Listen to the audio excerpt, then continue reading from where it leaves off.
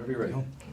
Hi, we're here with Daniel Radcliffe and Juno Temple at the Toronto International Film Festival for the premiere of their film Horns. Welcome. Thank you very much. It's lovely to be here. This looked like a really fun movie to make. What attracted you guys to Horns? Had you read the book? I read the book after reading the script, Okay. but I hadn't read it before. It was really just the fact that the script was so wonderful and mad and heartbreaking. Like, I found it's very rare that you read something that's like kind of anarchic and does what it wants and defies genre, and it's got real like horror and slasher horror elements, but then has this incredibly emotional love story in the middle of it, and it's like that's such a rare combination that I found it really exciting. Yeah. What about you, Jen? I couldn't agree more. Like the amazing, collection of genres that was in the script, and just how many different feelings it made you feel, and I thought it was such a lovely thing to be a part of this amazingly tragic and wonderful young love affair. And I also was really I was really excited at the idea of playing a memory. I thought that was a really beautiful, special thing.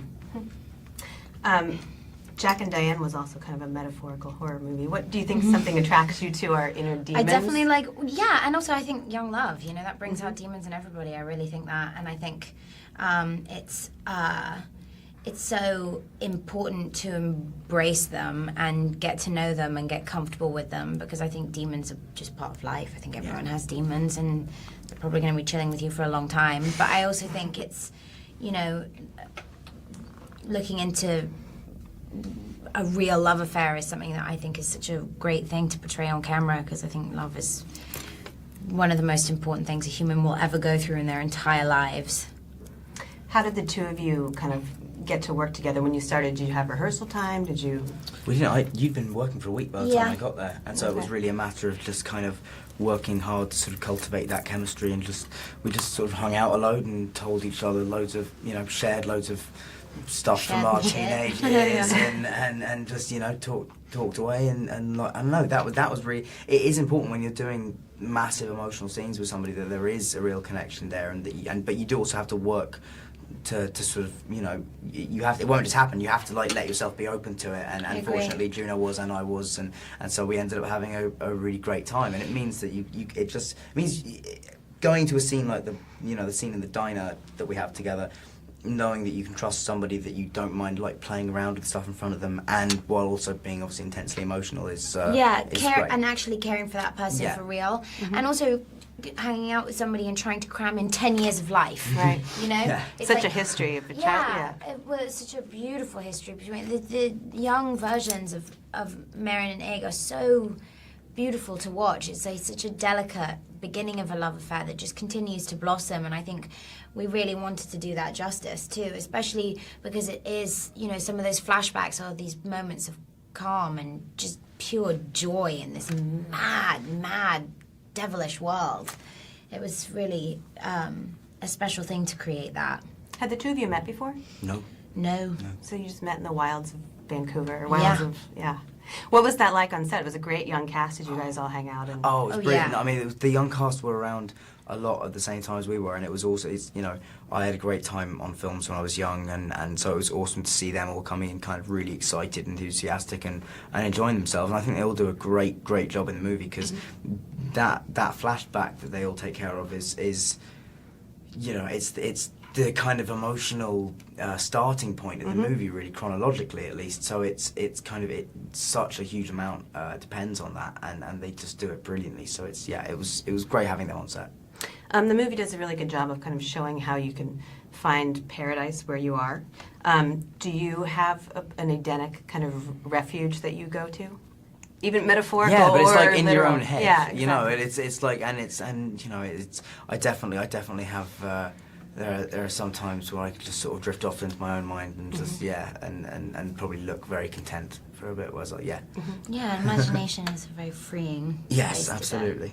What do you think the takeaway messages from Horns? Do we all have a devil on one shoulder and an angel on the other? I hope so. Yeah, absolutely. I like the idea of having one. No, I mean, that's the thing, is that the film's about acknowledging both sides and accepting that both sides are human and valid and true, but also realising that you've a choice as to which one you act on. And, Ig's ultimate decision to try and be the best possible the most human version of himself that he can, is one that's inspired by love. So ultimately the message of the film is about the power of love and what it will drive a person to do as much as anything else, because this is ultimately a revenge movie. Tell me about working with Alex. What's he like? He's awesome.